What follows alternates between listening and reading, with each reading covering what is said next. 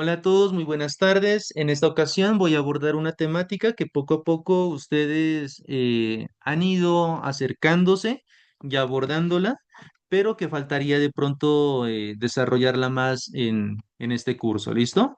Para iniciar vamos a trabajar el título de esta sesión 4 que se llama Autoficción como borradura ontológica.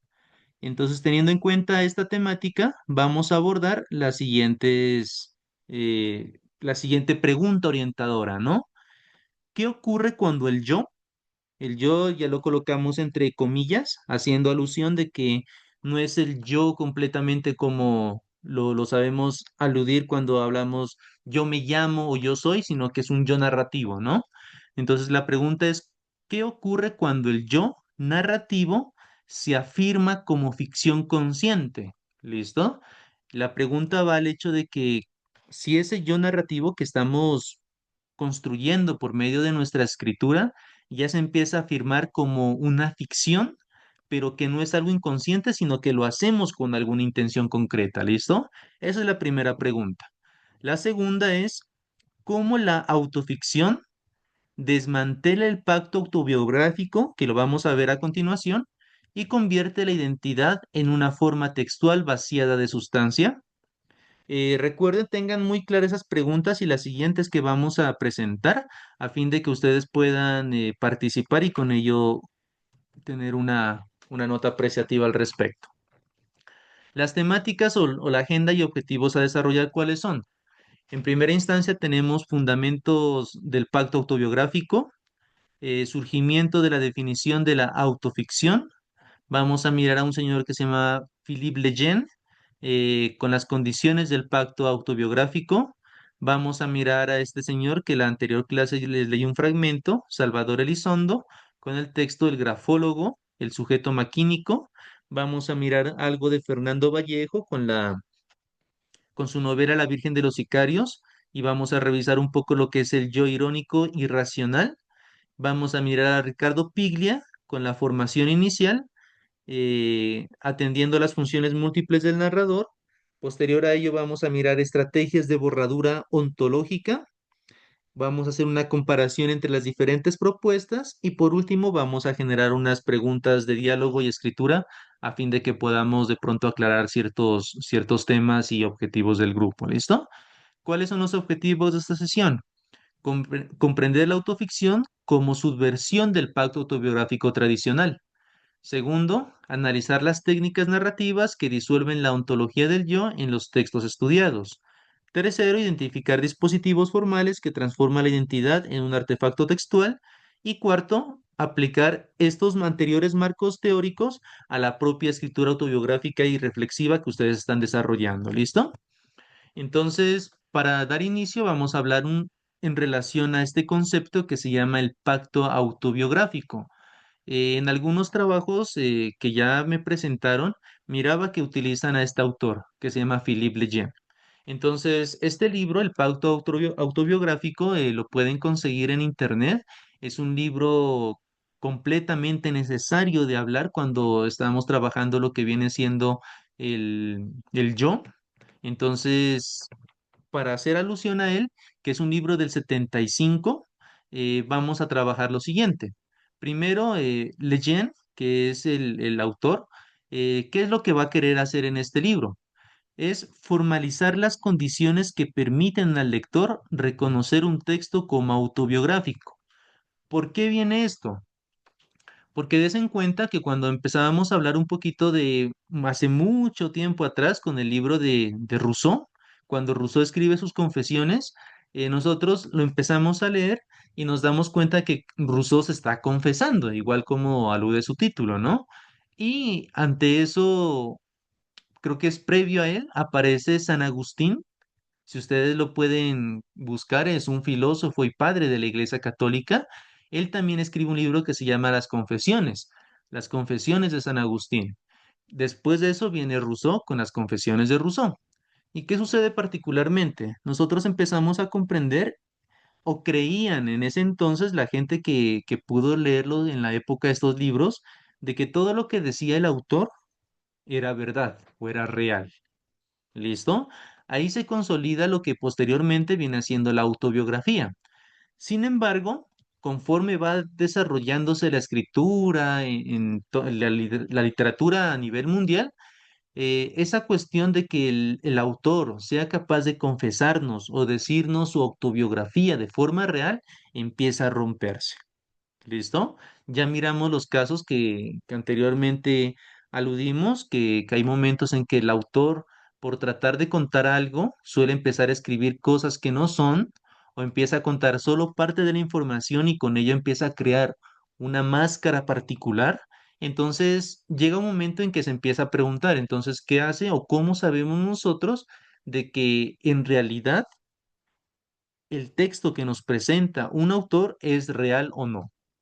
Real entre comillas, ¿listo?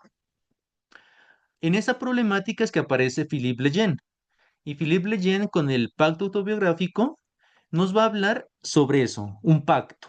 ¿Qué es un pacto? ¿Listo? Entonces es como comprender de que cuando nosotros vamos a leer este texto, nosotros vamos o podemos confiar en que el autor nos está siendo sincero con lo que nos narra, ¿listo?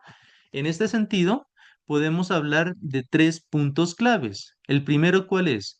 La coincidencia onomástica. ¿Listo? Recuerden que onomástica viene de nombre. ¿Qué tiene que existir? Una coincidencia entre el nombre del autor, nombre del narrador y nombre del protagonista. Si nosotros tenemos esa coincidencia, esa trinidad que se puede decir, si la encontramos en un libro, posiblemente estamos hablando de una autobiografía.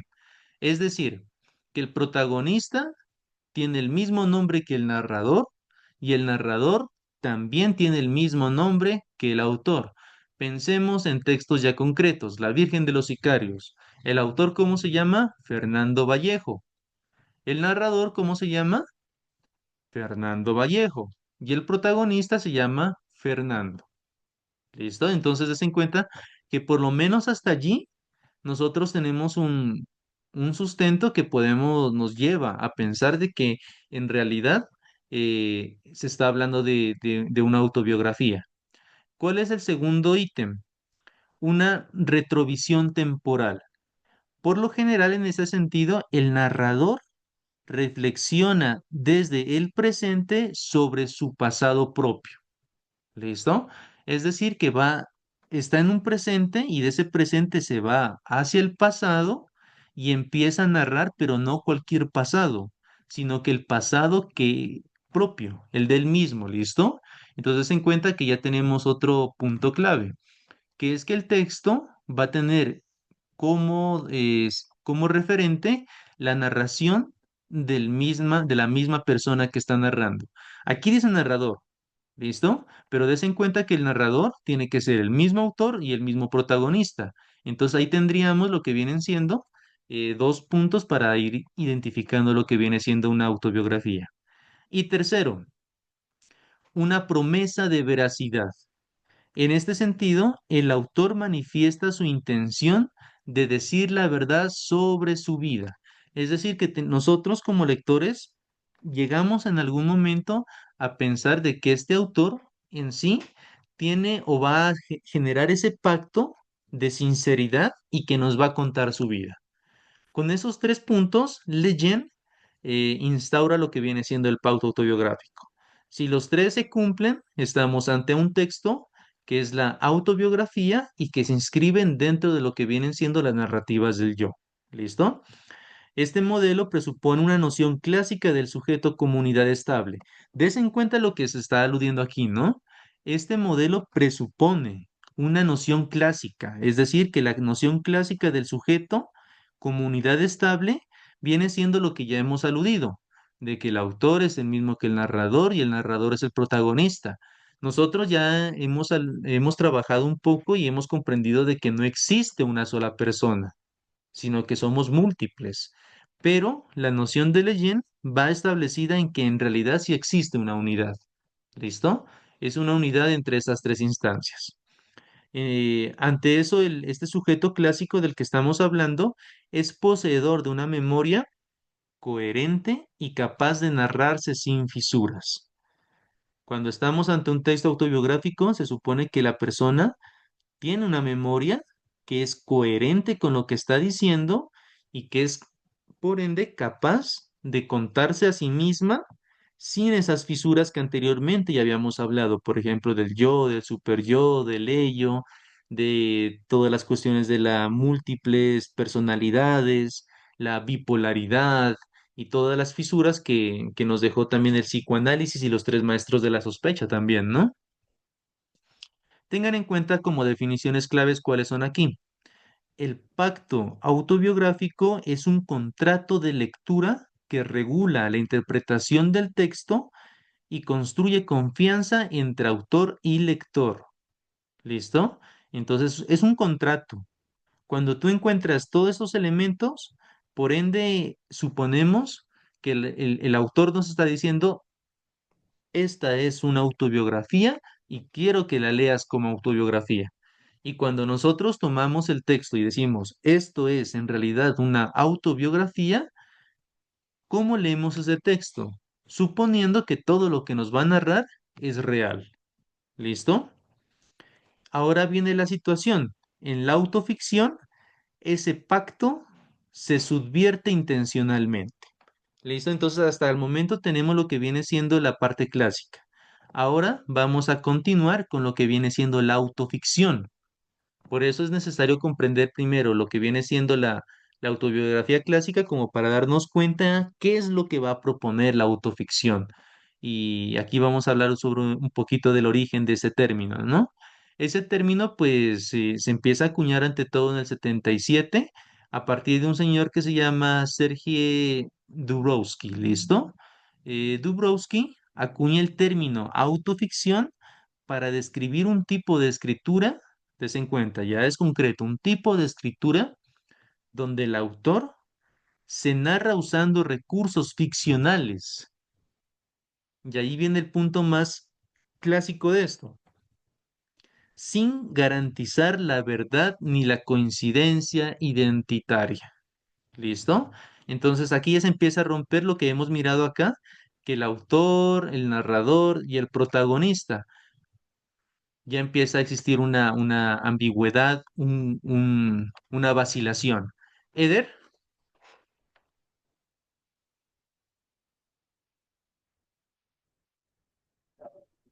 Sí, profe, yo quería hacer una pregunta. O sea, ¿qué ejemplos podemos o qué ejemplos existen de obras que desafíen las condiciones del pacto autobiográfico en base a lo que usted ha dicho? listo. Entonces miremos algunos ejemplos, algunas características de lo que viene siendo ya la autoficción y ya entramos a la parte de los ejemplos. ¿Listo? Ok, Gracias ok. por participar, Eder. Entonces, ¿cuáles son las características ya como para ir identificando?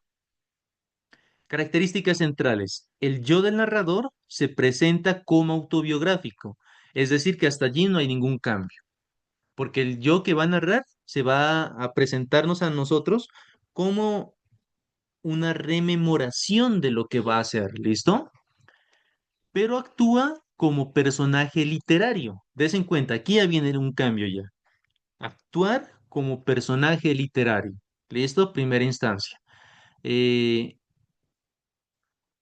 Segundo, la vida del autor sirve como materia prima para una construcción estilística deliberadamente ficcionalizada. Es decir, que aquí sí se tiene en cuenta la vida del autor, pero no se la va a tratar de describir tal cual ha sucedido, sino que se la toma como materia para poder generar una construcción estilística y en ese proceso se va a hacer una ficcionalización.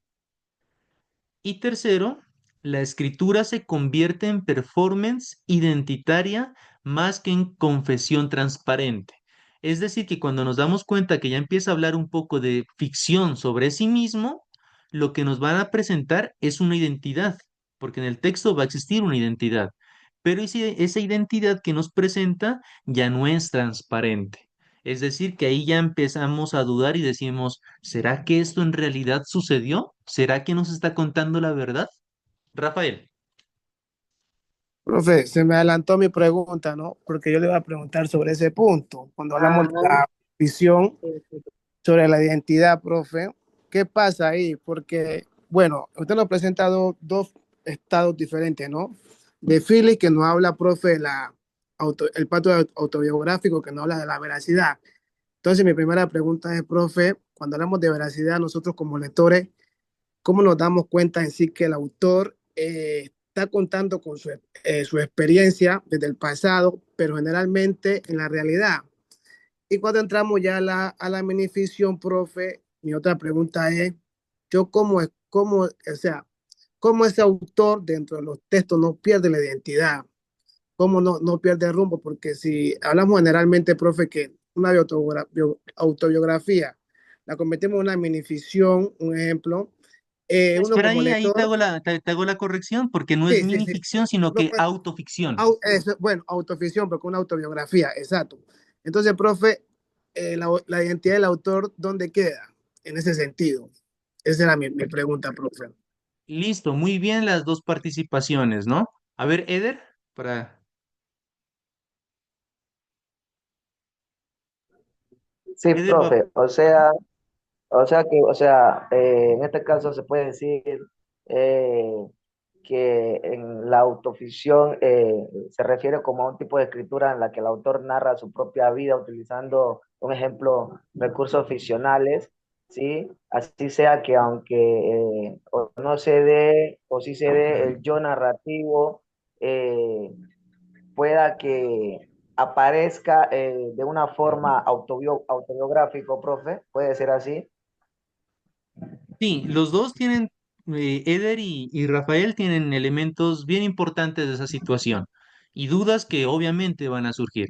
En primer lugar, como les digo, cuando empezó a hablar Leyen de la definición clásica, él toma los textos clásicos, donde las personas evidentemente empezaban a hablar, pero empezaban a contar su vida, teniendo en cuenta como el pasado, la memoria y empezaban a contar los hechos de tal forma en que tú los leías y no hacía falta como asumir de que será que es cierto o mentiras, sino que de enseguida tú pensabas que el autor era completamente transparente y te daba a conocer la vida de él. No colocabas en tela de juicio o duda lo que está sucediendo. A pesar de ello, ya el desarrollo de una escritura completamente más ficcional, autoficcional, empieza a generarse un nuevo género, que es la autoficción. En este sentido, ahí lo que menciona Rafael, ¿dónde queda el yo del autor? Allí viene la cuestión de otro término que de pronto les puede servir, que se llama autorreferencialidad, que es cuando el texto narrativo, ya hay ustedes ya lo que ustedes quieran escribir, sea cuento, poesía, no sé, novela, lo que sea, toma elementos del autor que puede ser hasta el nombre, puede ser la experiencia de algún suceso en particular, pero solo los toma de forma parcial para involucrarlos dentro de un proceso narrativo completamente distinto. ¿Y ahí a qué va? ¿Dónde queda el yo? ¿Listo?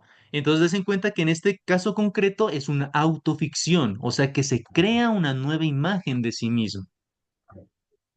No podemos hablar, por ejemplo, de una autoficción, supongan 100 años de soledad. No podemos decir que es autoficción. ¿Por qué? Porque hay varios personajes que transitan en toda esta narrativa y presentan una forma muy distinta. No es una narración memorística de lo que está sucediendo. Entonces allí no hay. ¿Cuándo existiría autoficción? Cuando se toman elementos concretos del autor, pero esos elementos concretos del autor se empiezan a desdibujar. Y por eso es que se menciona aquí que se genera una especie de identidad que no es el autor, sino que es una nueva persona, aunque tenga elementos de ese autor. ¿Listo? Eder. Profe, Ah, es Eder tiene decir, levantada la mano. Sí, Después no, profe. continúo. porque no puedo. Profe, o Sí, sea, es Eder, decir que, pues, puedo hablar. Hable, eh, compañera, l- l- hable. Ah, bueno, O sea, es decir de que la autoficción, por ejemplo, es decir que cuando el autor, o sea, mezcla su vida, es decir, con elementos inventados, o sea, que inventa cosas, mezcla su vida personal con cosas inventadas, es lo que yo entiendo. Y el yo es ahí donde se convierte en un personaje en la cual pues se dice que es como una confesión exacta, ¿no? eso, por allí va. O sea, se genera una nueva identidad, pero no es como una nueva identidad completamente inventada, ¿listo? Porque si sería así, sería un texto narrativo normal. Como les digo, sería Cien años de soledad.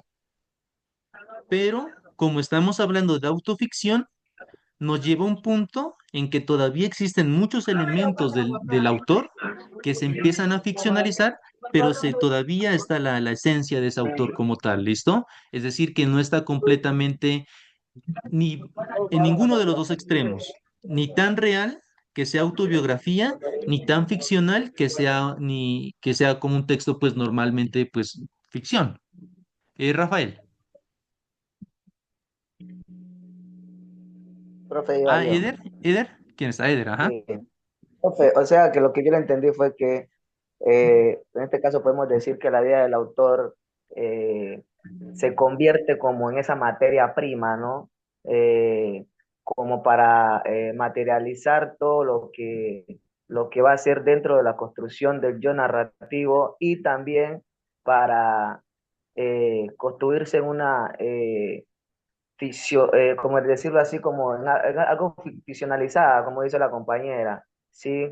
Como muchos elementos dentro del yo narrativo para hacer, en este caso, una ficción, un ejemplo. Sí, eso. Por eso el que les doy el término que se llama autorreferencialidad, porque se toma como referente a uno mismo, pero ya no es uno mismo. El ejemplo que me estaba solicitando Eder, la Virgen de Sí, los ajá. Sicarios.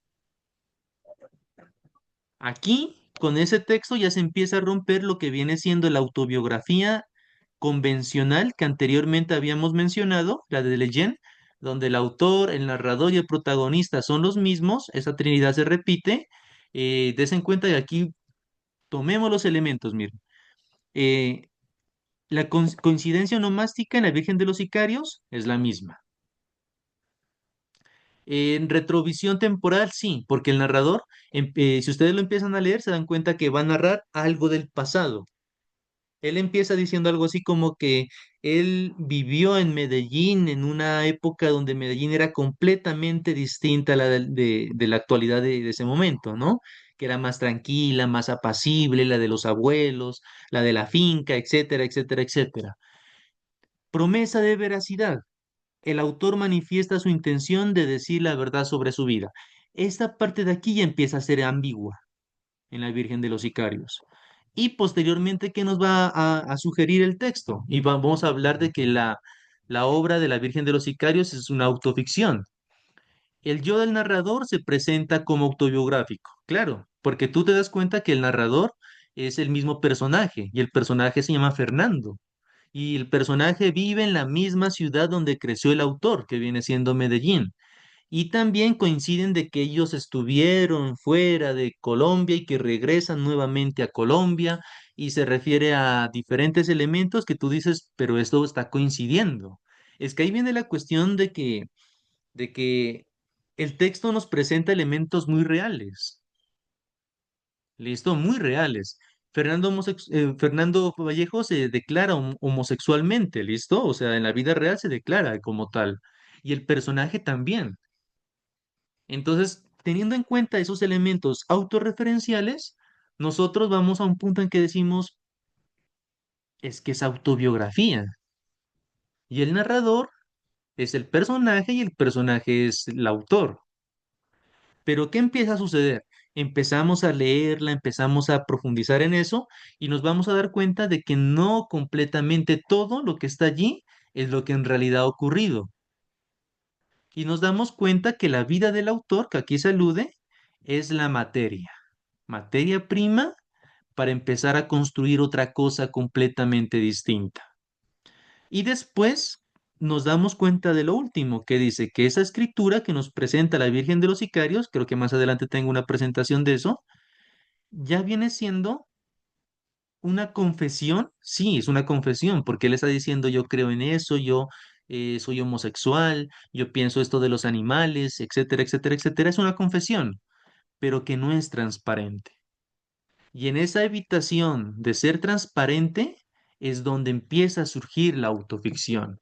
Por ejemplo, dentro de esa misma novela hay sucesos que uno dice, no, pero yo no creo que Fernando Vallejo sea capaz de hacer eso. ¿Listo? Cuando ya anda, cuando coge un revólver y que quiere que asesina a un perro en un caño y hay escenas más fuertes y todo eso, entonces decimos, no, no puede ser así. Y ahí nos damos cuenta que es una autoficción. Eder. Sí, profe, tengo una pregunta. En cuanto a todo lo que nos han marcado y nos ha dicho, de pronto, como qué recursos literarios son como más utilizados dentro de la autoficción, ¿no? Como para crear o enlazar o mezclar entre la realidad y la ficción. ¿Cuáles son esos recursos por ejemplo, debemos usar o son más utilizados? Ya los vamos a ir mirando poco a poco, ¿listo?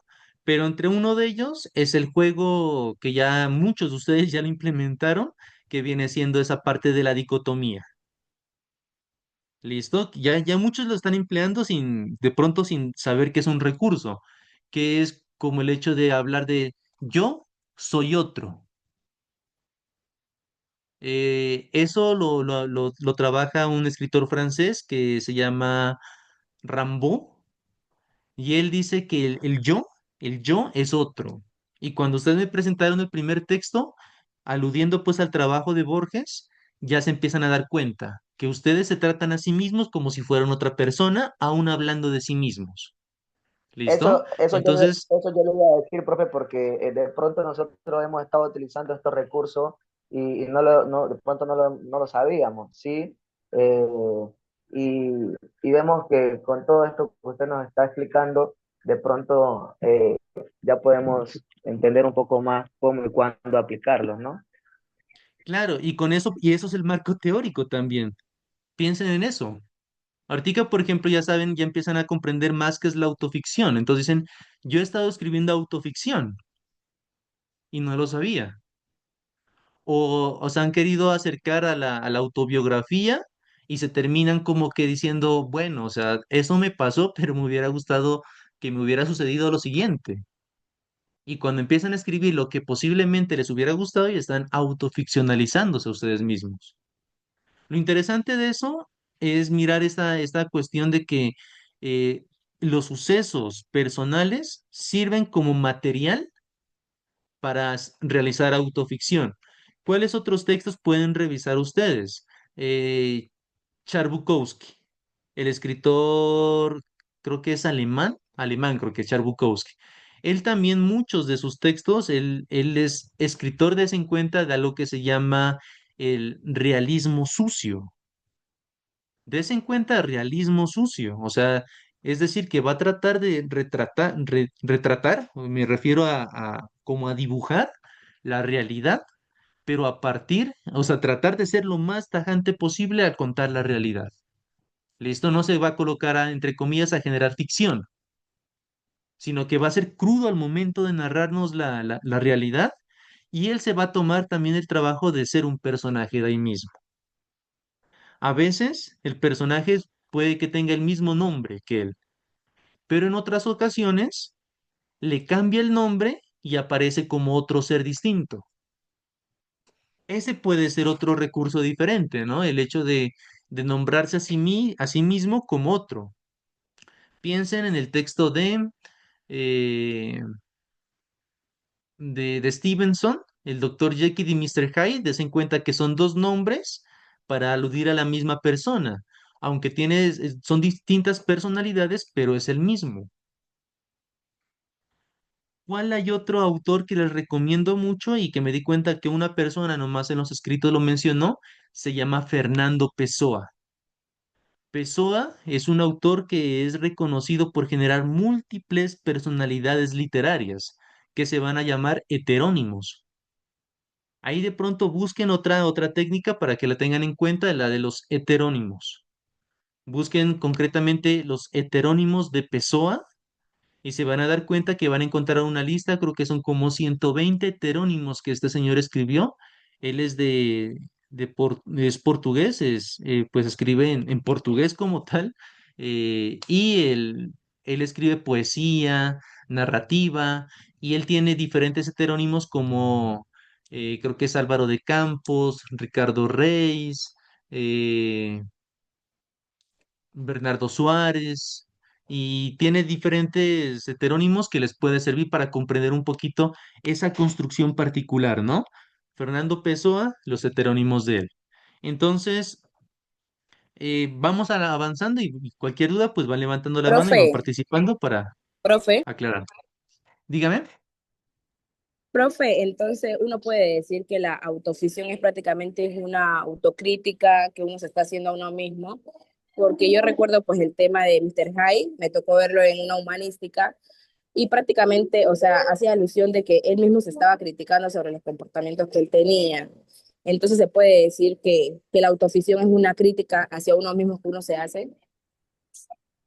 No necesariamente como crítica, no Ajá. puede ser tan tajantemente como crítica, pero sí tiene en cuenta lo que uno a sí mismo se toma como referente.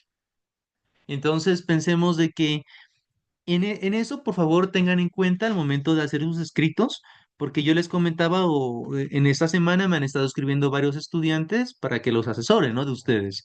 Entonces yo les he estado escribiendo. Y algunos de ustedes, y no solo de su semestre, sino que varios estudiantes, cuando les digo escriban algo, siempre tienen mentalizado tratar de escribir como para generar una moraleja, de dejar una enseñanza o en ese sentido generar crítica. ¿Listo? Entonces, quiero que de pronto tengan claro esa parte de que no todo texto literario tiene que dejarnos una moraleja de lo que uno debe ser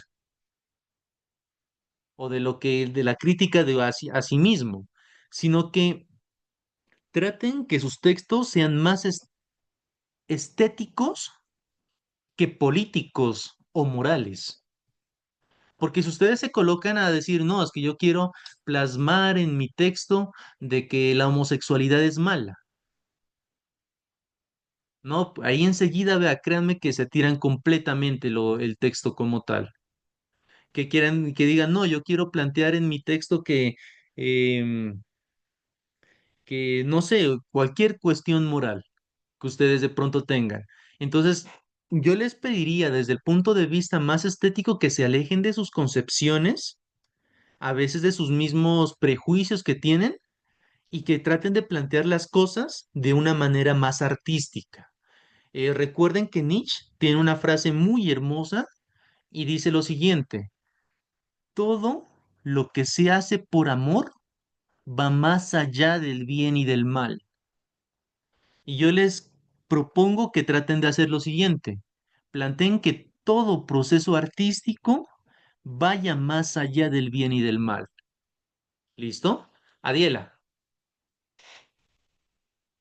Profe, tengo una pregunta, es como una inquietud. ¿Qué pasa Ah, cuando el escritor en su autobiografía dice, decimos como hablaba el compañero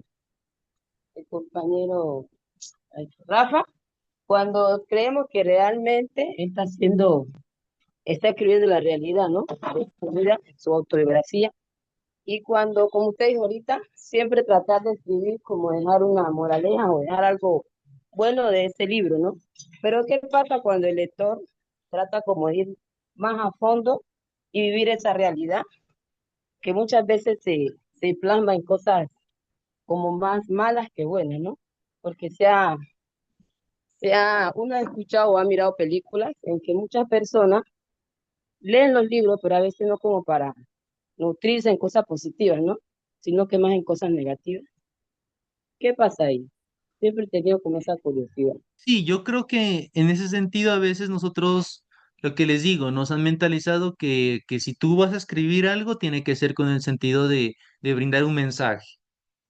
Y cuando ya empezamos a a meternos en esa idea de que todo lo que yo escriba tiene que ser para contribuir al bien empezamos a generar ya controversias y en sí el texto puede tornarse algo completamente distinto. ¿Y algo distinto a qué me refiero? De pronto algo aburridor, algo que no contribuye, algo que no enriquece nuestra misma percepción, porque se convierte como en una regla moral. Las niñas tienen que vestirse y ser así. Los hombres tienen que hacer eso y tienen que cumplir lo siguiente. ¿Listo? Pero cuando nosotros estamos ya escribiendo, piensen en eso. O sea, dejen también salir un poquito esa imaginación y esa imaginación, piensen en Freud. Dejen salir un poco ese inconsciente. Miren, por ejemplo, los casos del Marqués de Sade y toda la literatura erótica que el hombre escribió. Eso fue, o sea, un aporte grandísimo, aunque era una literatura de que ya empezó a brindar lo que viene siendo el sadismo. O piensen de pronto en la escritura de Sabcher Masoch, que es el escritor que dio a origen lo que viene siendo el masoquismo. O piensen también la escritura, por ejemplo, de Mario Mendoza, cuando escribe Satanás, y nos presenta un personaje y ese personaje es un asesino. Entonces, des en cuenta que podemos trabajar temáticas muy fuertes, muy particulares, pero que tratemos, yo les digo, o sea, desde el punto de vista particular, que se escapen un poco de esa reja o de esa camisa de fuerzas que a veces nos imprime la sociedad de que hablar de eso está mal o hablar de esto está bien. ¿Listo? Alexandra. Profe, referente a algo que estaba diciendo Ariela sobre qué pensaba el autor de si cuando estaba escribiendo un libro, si era realidad o ficción, ¿no? Pues desde mi punto de vista, pues yo pienso que el autor cuando va a narrar o va a escribir un texto, pues cuenta su experiencia, ¿no? Algo personal, desde una perspectiva ya sea creativa y subjetiva, ¿no?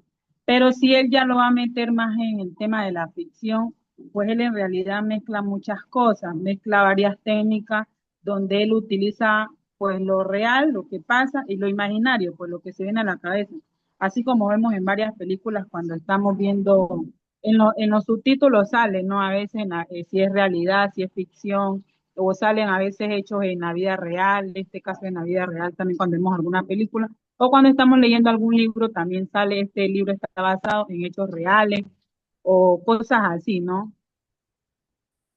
Sí, ahí de hecho, pues volviendo también un poco a lo que la compañera nos alude, es que nosotros a veces cuando leemos desde el comienzo el título y dice, por ejemplo, inventémonos así algo bien drástico, piensen que, no sé, si ya exista o no exista, ahora que está pues muy, muy en boga lo de el presidente Álvaro Uribe, cuando aparezca Álvaro Uribe, autobiografía.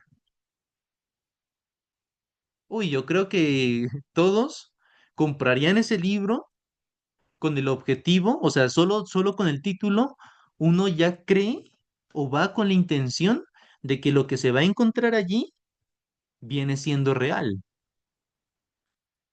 ¿Listo? O sea, que va a coincidir la vida real del autor con los sucesos narrados dentro de los personajes y el narrador como tal.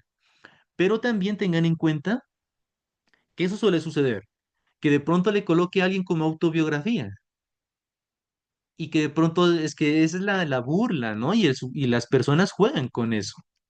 Es que de pronto le pueden colocar autobiografía, pero empiezan a narrar otras cosas. Y la autobiografía como título solo sea como un elemento nomás dentro del texto, pero lo que va en sí a narrar va a ser una cuestión completamente distinta. En este caso, allí es importante porque empieza a surgir la autoficción. Y esa autoficción no es tampoco algo muy, ¿qué se puede decir? Como muy, muy, muy clara, ¿no? Porque va a tomar elementos de lo uno y lo otro y es lo interesante.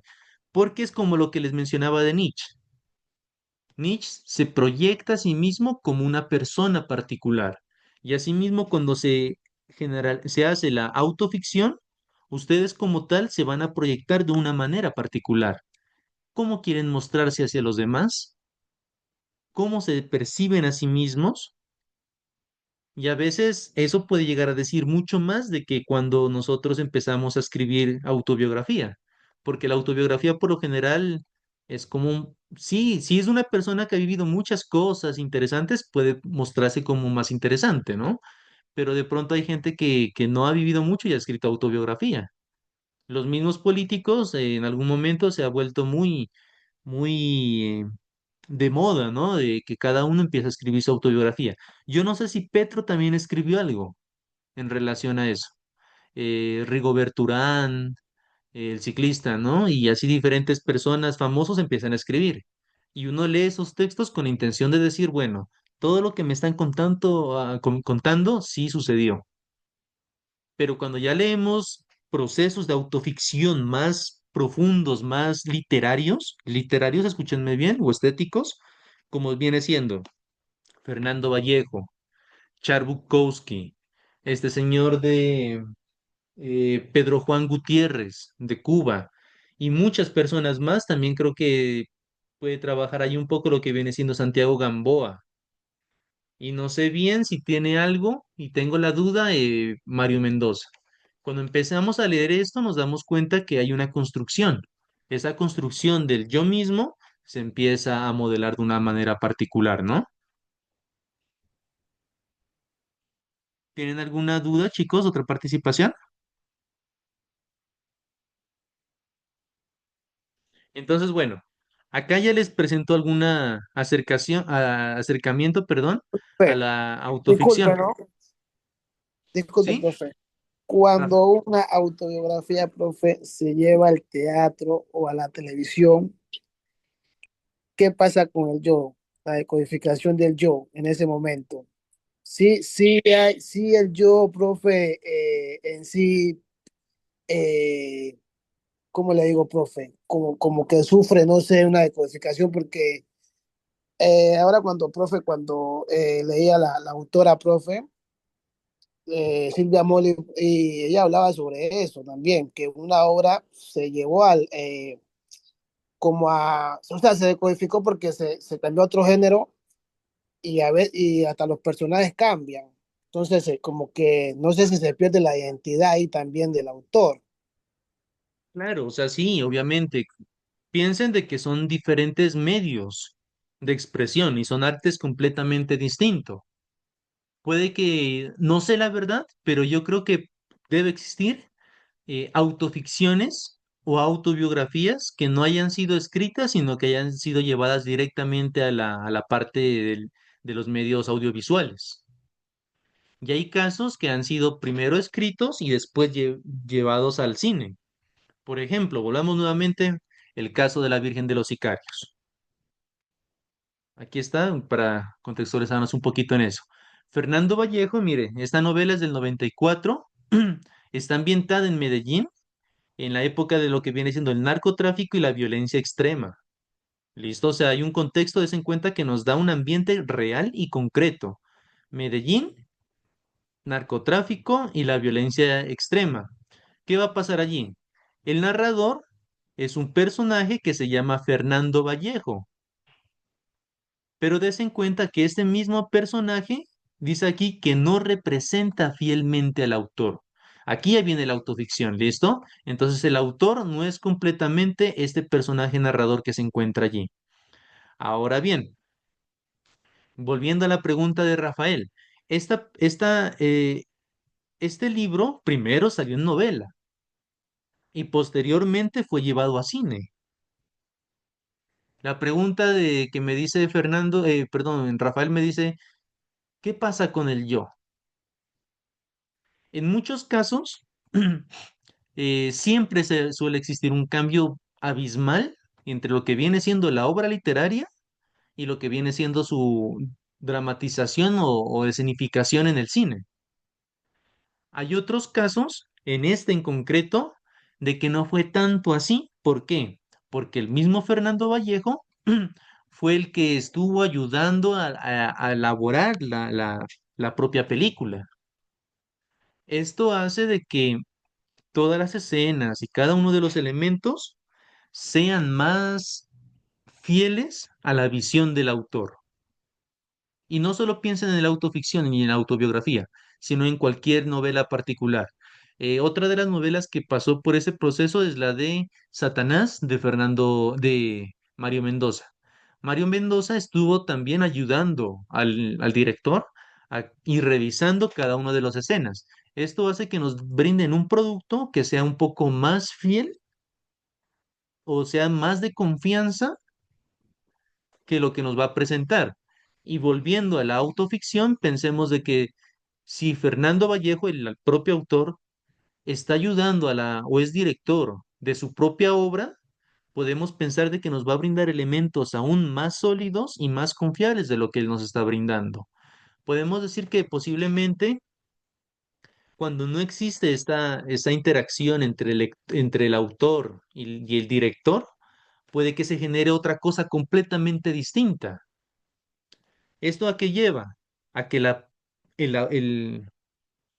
que se generen posiblemente dos identidades completamente distintas, una la de la literatura y la otra la del cine, ¿listo? Eder,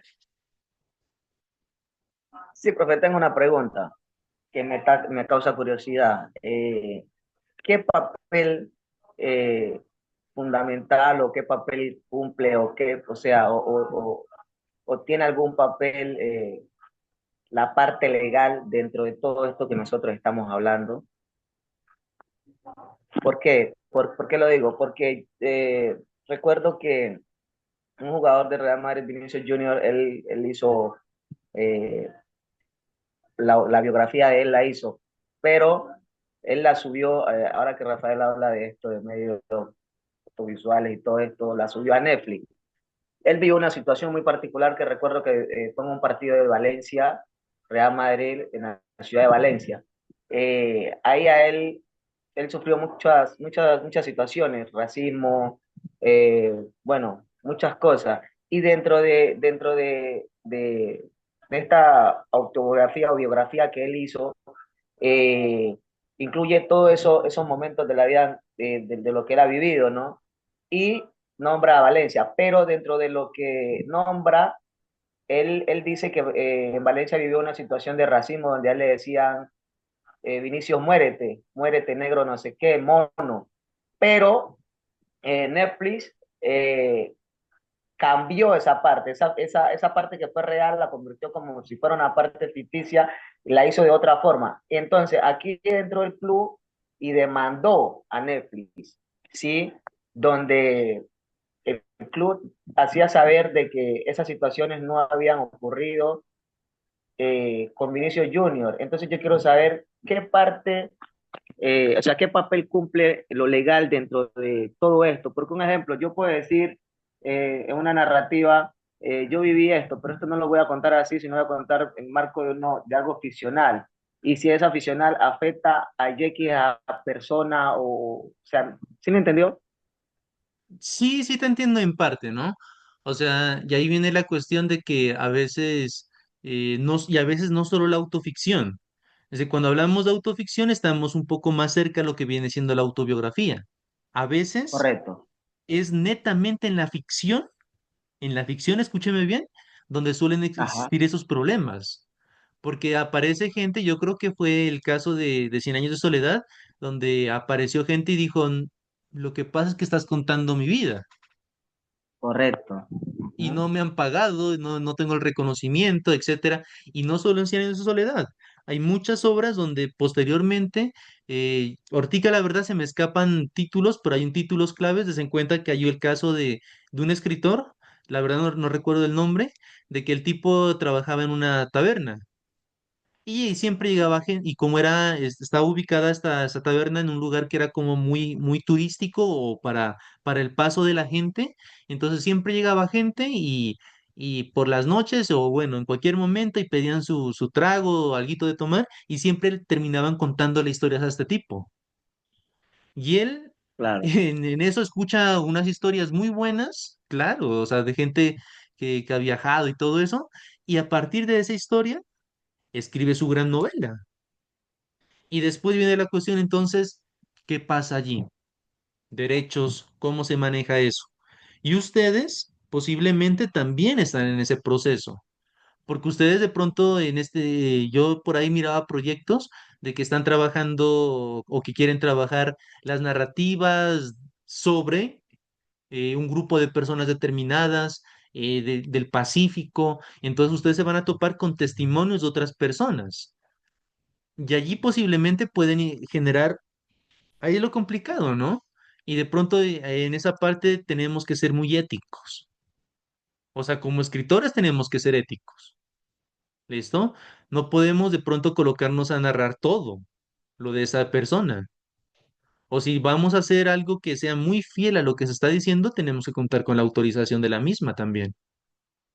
Miren lo que sucedió, estábamos mirando en las exposiciones a una escritora ecuatoriana que se llama Mónica Ojeda.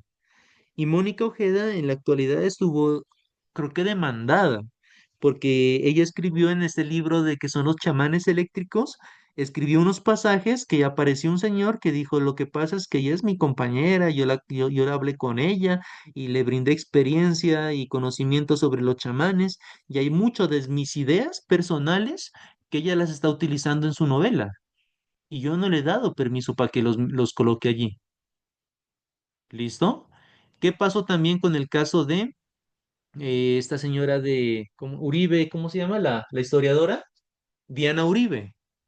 Se coloca a analizar y ustedes se van a percatar de que en el último libro que salió, creo que en este año o finales del anterior, que habla sobre las mujeres, que hay una persona que es como la prologista y que la prologista le dijo a Diana Uribe que ya no estaba de acuerdo con lo que se iba a mencionar y que la saquen de ese libro.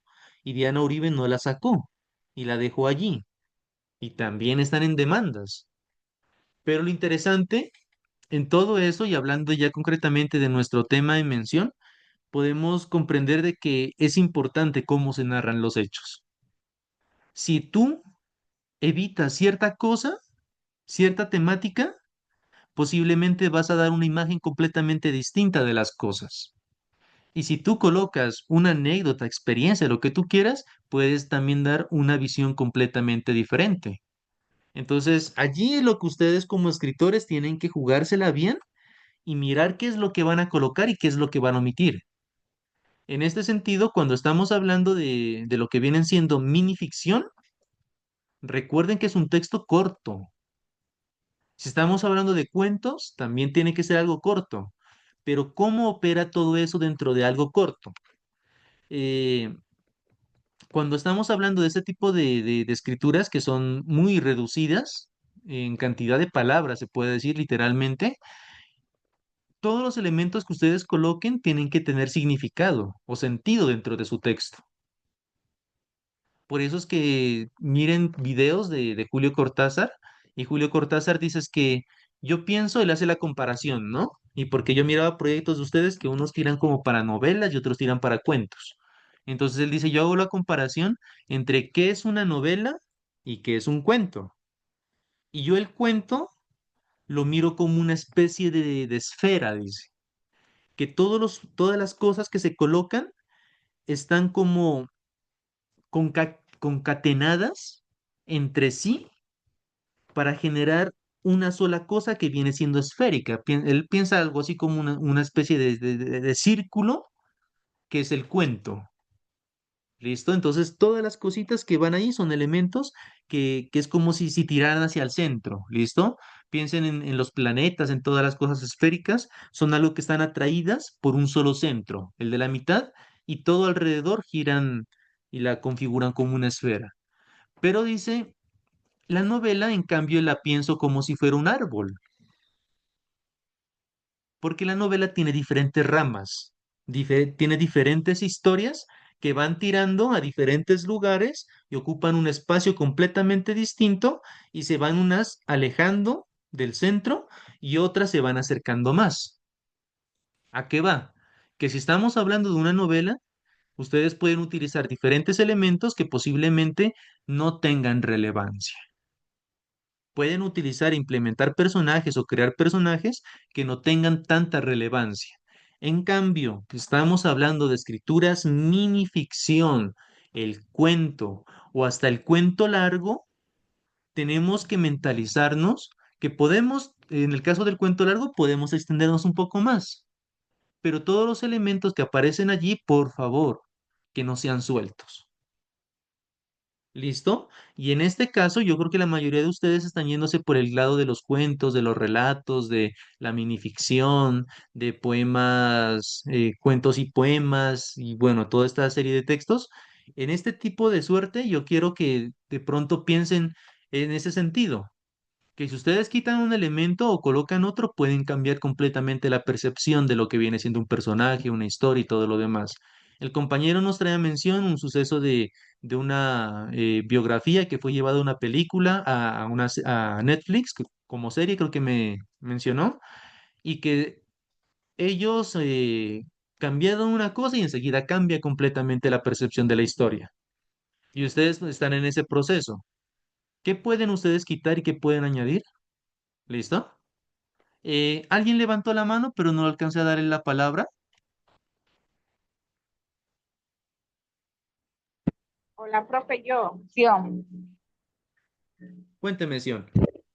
Hola, profe. Profe, es un aporte, ¿no? O sea, teniendo en cuenta todo lo que usted ha explicado sobre la autoficción y el aporte que han dado los compañeros, o sea que yo entiendo que pues la autoficción es una forma de escribir y entre lo verdadero y lo inventado, ¿verdad? Y la Como si el ficción, yo que, digamos. Ajá. como si el yo que lo estuviera narrando fuera real, ¿no? Y también en la autoficción se le permite al autor hablar de él sin que él se deje notar. Pues eso es lo que yo he entendido, no sé, pues. Yo creo que no es que no se hable de él sin hacerse notar, no. Sí, sí, sí se hace notar, la verdad. Y por eso es como la duda que nos lleva. Porque si no se hiciera notar, es como que uno pasa por desapercibido eso, ¿no? Sino que la autoficción sí busca como que decir, yo soy Fernando Vallejo. Listo, enseguida uno encuentra la relación o el referente directo que nos lleva a decir, listo, vamos a hablar, perdón, vamos a leer sobre esta persona. Pero, y esa es la magia, pues, ¿no? Que nosotros vamos leyendo cuando ya nos empiezan a decir, ya miramos, o empezamos a decir, pero ¿será que es capaz de hacer eso este man? ¿Será que en realidad vivió eso?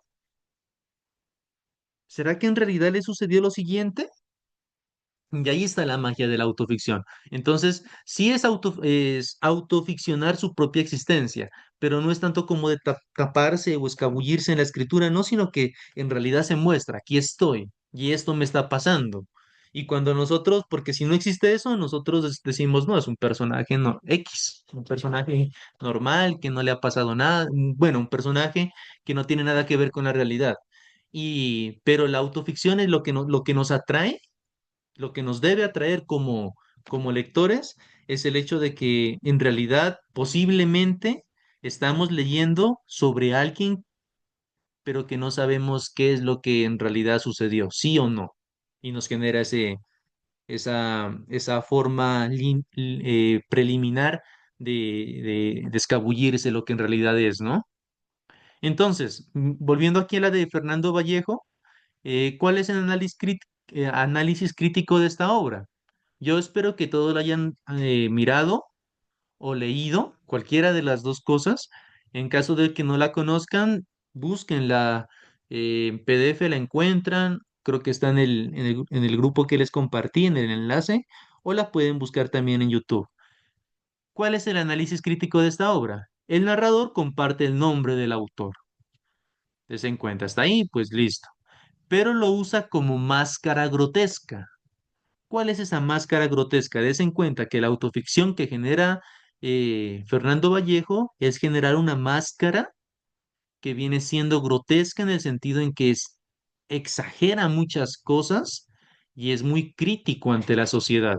En ese sentido, sí él presenta un personaje que es crítico y critica la pobreza, la heterosexualidad, critica Colombia, critica toda la sociedad de Medellín que se está narrando en La Virgen de los Sicarios, y el personaje se la lleva por la ciudad y criticando y bueno, emborrachándose y hablando de diferentes situaciones, ¿listo?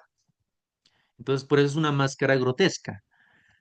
La voz narrativa es provocadora, ¿listo? Por eso les digo, él en unas escenas dice, critica bastante al pobre, pero lo critica de una forma particular, porque él, miren la película, mírenla nomás, que hay una escena donde el personaje va caminando y cuando alguien le pide plata, y él en algún momento se coloca bravo, dice, no, dice, ¿cómo voy a darle plata al pobre? Pero después coge, él se retracta y coge y le da plata al pobre.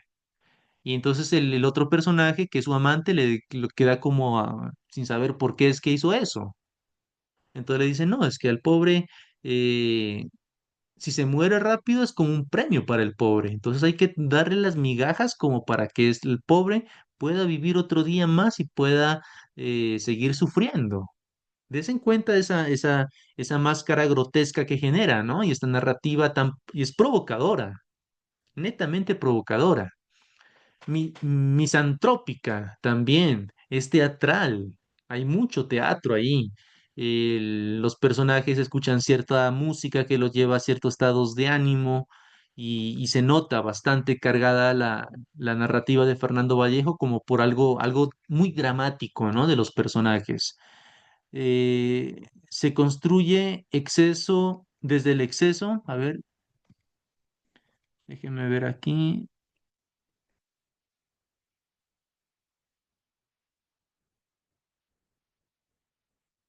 Ah, no, se construye desde el exceso nomás.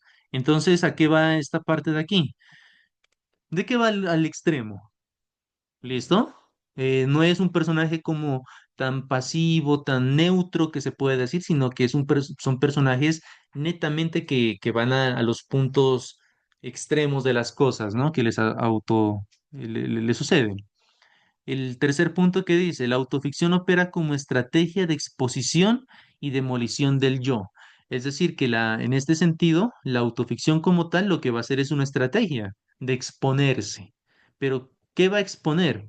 Esta demolición completamente del yo. Entonces, allí en Fernando Vallejo sí nos va a presentar una narrativa en La Virgen de los Sicarios, donde se rompe completamente esa estructura, ese yo que tanto se está construyendo anteriormente, el yo clásico que es uno solo, sino que aquí ya empieza a surgir como esa ambigüedad de sentidos, ¿no?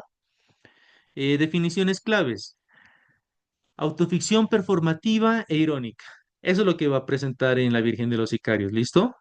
Se va a tomar como referente y se va a hacer ficción de sí mismo, performativa, porque es un yo que es muy dramático en lo que expresa, e irónica porque pues es la temática que se va a manejar, ¿no? Dice, uso del yo como personaje exagerado que niega la autenticidad y exhibe su identidad como ruina y espectáculo verbal. ¿Listo? Eso es más o menos la relación de lo que viene siendo el ejemplo que de pronto alguno de los compañeros, creo que Eder, mencionaba cuál ejemplo podemos traer en mención. Aquí está un claro ejemplo de la autoficción y que es de nuestra literatura colombiana que la podemos trabajar, ¿no? Entonces, continuando, a ver,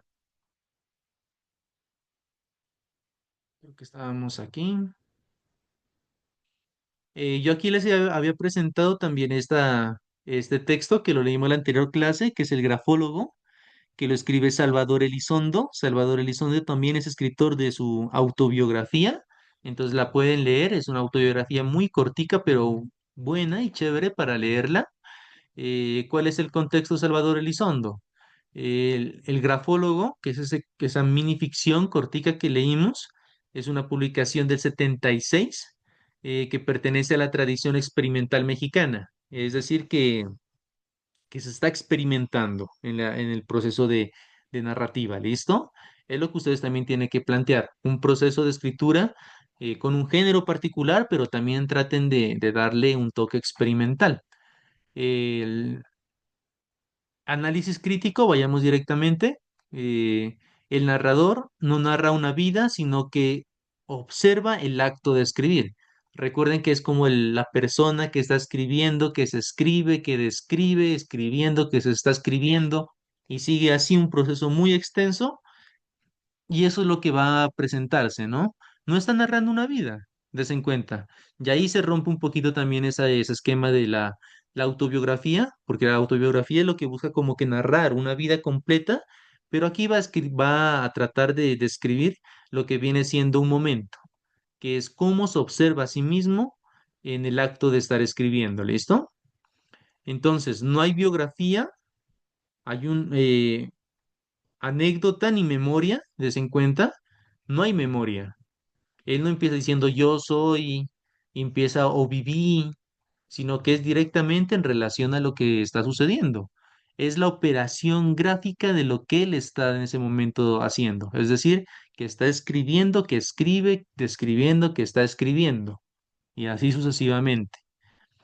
Aquí el yo se construye como máquina semiótica, no como sujeto psicológico, porque no se profundiza en la parte cognoscitiva de los mismos, como nos han enseñado, sino que aquí se mira como que una persona que está escribiendo piensen que es como una máquina que está generando sentidos, nada más. ¿Listo? Mm, escribir es una forma de leer lo que aún no ha sido escrito. El grafólogo no vive, sino que diseña. Por eso, porque no está viviendo, se pierde toda esa parte de la biografía y de la memoria y se centra ante todo en la parte que es diseñar, que es generar. ¿Listo? Aquí hablando, podemos aludir a un concepto que es el sujeto maquínico, que es la identidad reducida a la función de escritura. Es decir, que no, ya no importa tanto la identidad como tal, sino que es la función, que en este caso viene siendo la escritura. No hay carne ni historia, no hay sujeto como tal, solo es la construcción de un circuito de lenguaje. Des en cuenta que todo el proceso de escritura del grafólogo se centra completamente en una escritura maquínica donde no está pasando absolutamente la identidad de alguien, sino que se presenta como la estructuración de algo o de un sujeto como tal. No sé si ustedes se acuerdan del texto. ¿Sí se acuerdan o se perdieron un poquito? Sí, profe, no era el que usted mostró que decía, escribo que escribía, que estoy escribiendo, que escribo que escribía. Exacto. Igualmente, de pronto lo voy a proyectar porque ya teniendo en cuenta lo que les menciono, uno ya empieza a comprender otra cosa. Des en cuenta que en el texto, a ver, ya lo voy a proyectar. En el texto del grafólogo no hay como esa identidad viva que habíamos compartido con otros textos, por ejemplo, el de Borges, sino que aquí es netamente algo maquínico, ¿listo? Lo leemos en silencio, por favor, un ratico, y ya continúo.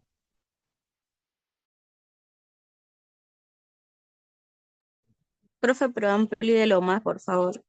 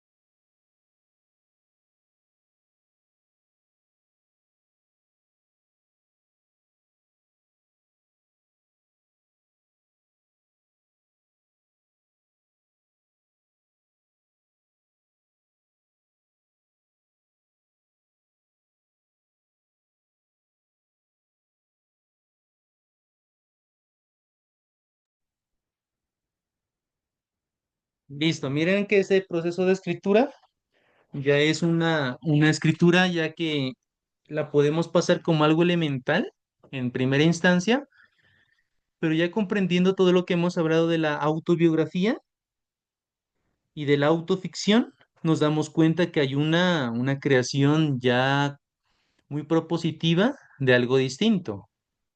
Entonces, se pierde mucho de esos elementos orgánicos de lo que nos han expresado anteriormente, lo que es la vida de un autor, la fuerza que tiene, pero des en cuenta que nos lleva en este momento solo a pensar a la escritura. Y todo ese texto aquí se presenta, es escribo, escribo que escribo, mentalmente me veo escribir que escribo y también puedo verme, ver que escribo, etcétera, etcétera, etcétera. Se convierte en una especie de circuito semiótico de símbolos y el sujeto, ¿quién es la identidad de la persona que está escribiendo? Dese cuenta que se convierte, por eso aludí allí a la parte maquínica, porque es como un escriba, ¿no? El escriba que era la persona que la colocaban netamente a escribir y dictaban y que se la dedicaba a escribir, escribir, escribir, escribir, pero des en cuenta que aquí está escribiéndose a sí mismo, como él escribe. Entonces nos lleva como a un círculo eh, de circuitos, que todo se conecta a sí mismo, pero que no avanza mucho, ¿no? Siempre es el mismo punto. Le recomiendo a este escritor, se llama Salvador Elizondo, y si quieren de pronto encontrar algo también, porque este señor es muy de una escritura, la verdad, bien, bien fuerte y muy contundente, un texto que se llama Farabeus. Esta obra de Farabeus es una obra, una novela, es una novela corta, pero es muy buena, recomendadísima. Y va a involucrar en su escritura elementos del cine como técnica para poder narrar, ¿no? Entonces, des en cuenta que en este proceso de escribir, que escribe, no hay acción, acción en el tiempo, ¿no? Que se desarrolla a largo plazo. Es un mismo momento que está narrando a sí mismo. Y en su novela, que se llama Farabeus, eh, esa novelita tiene como subtítulo, des en cuenta, es una novela, pues yo aquí la tengo de 183 páginas, pero des en cuenta que en toda esa novela él va a tratar de escribir lo que se llama un instante. ¿Listo? Entonces, ¿cómo se puede escribir un instante en una obra narrativa? Ese es como el objetivo, se puede decir, de esta obra. Se llama Farabeus o la crónica de un instante. Entonces, en cuenta que hay un ejercicio bien chévere de escritura de este señor. ¿Listo? Y bueno, vayamos finalizando esta temática para avanzar en la parte de las socializaciones. Esta ya la miramos. Avancemos un poco en lo que viene siendo Ricardo Piglia, otro escritor. Voy a aludir al texto Formas Breves de 1999, en el cual Piglia ensaya una teoría de la narración autobiográfica desde la fragmentación funcional. Este viene siendo otro ejemplo distinto, otro trabajo particular, ¿listo? Entonces aquí lo que va a tratar es de generar una autobiografía, pero desde el fragmento, porque anteriormente la autobiografía viene siendo como toda la vida organizada y narrada de forma lineal.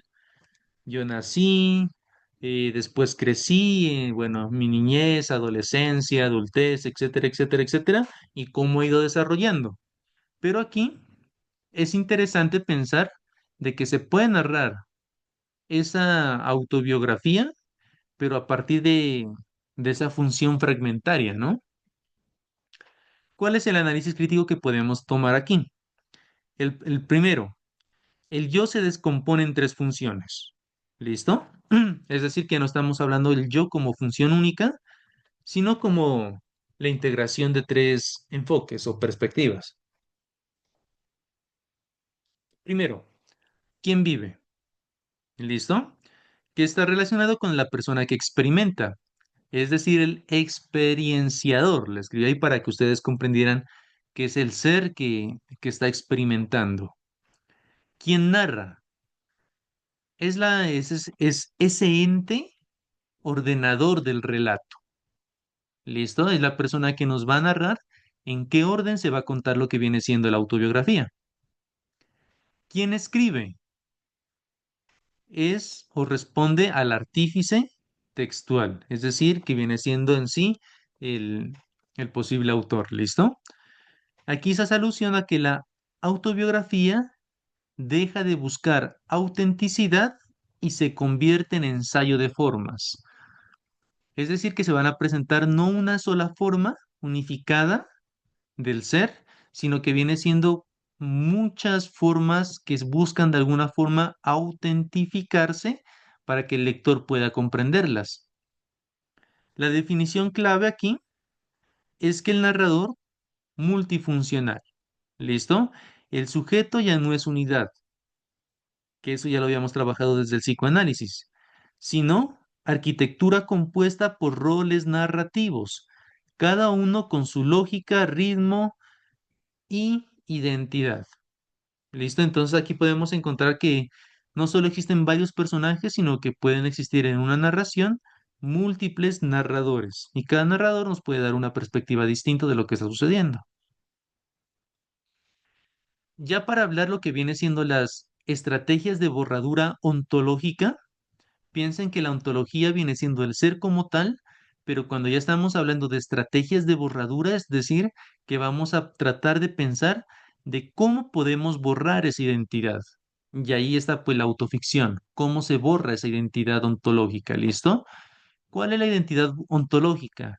La que en un comienzo Aristóteles nos mencionó con el principio de identidad, que es A es igual a A.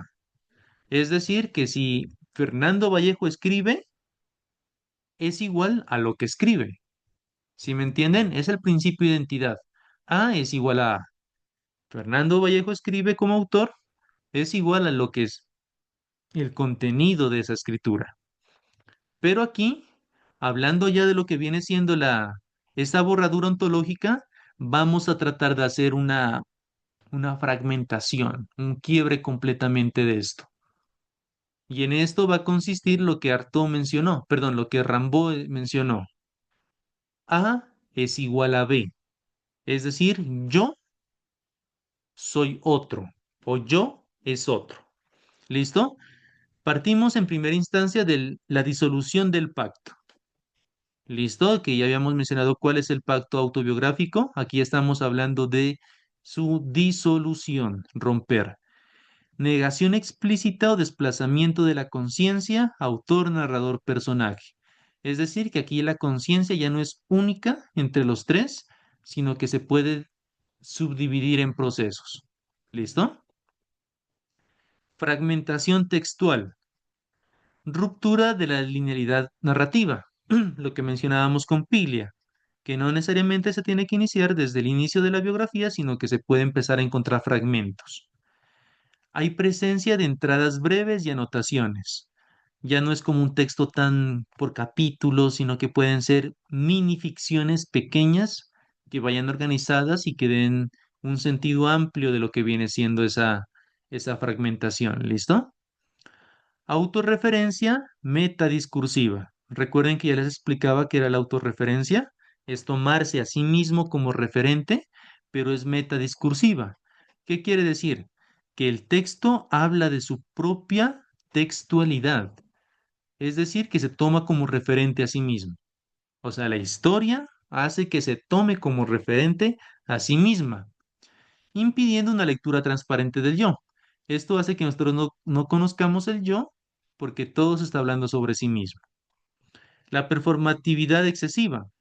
El yo se presenta como teatralización grotesca o paródica de sí mismo, como ya habíamos mencionado a partir de Fernando Vallejo. Y por último, la multiplicación funcional.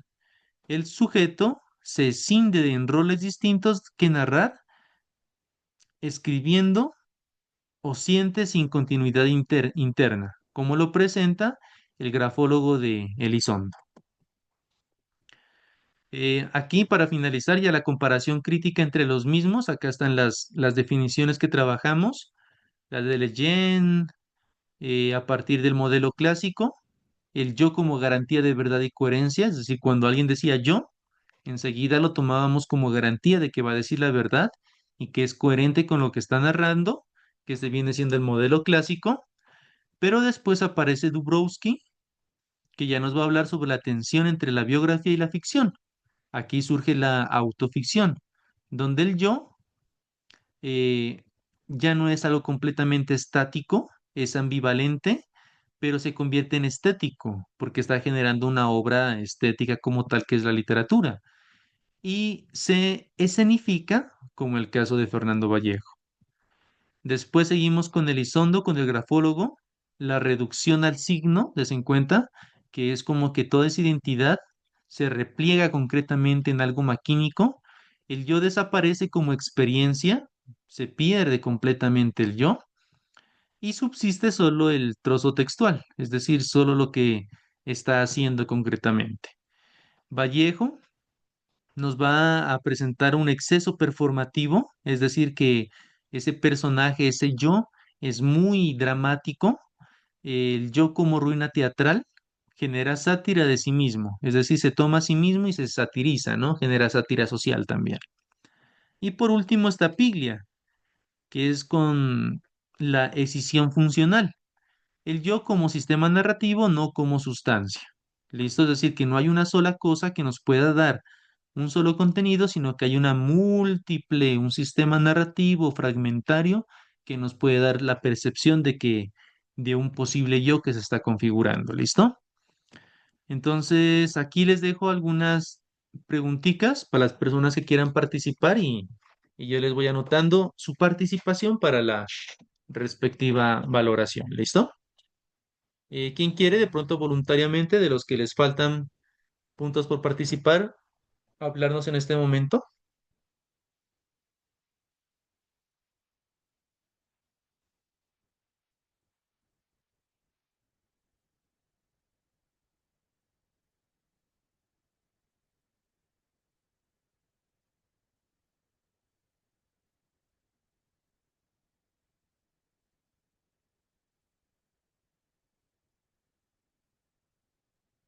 No, chicos, no hay participaciones o están leyendo. Estamos leyendo, profe. Estamos leyendo, profe, a ver cuál decimos. Voy a parar la grabación, listo, para no generar mucho peso en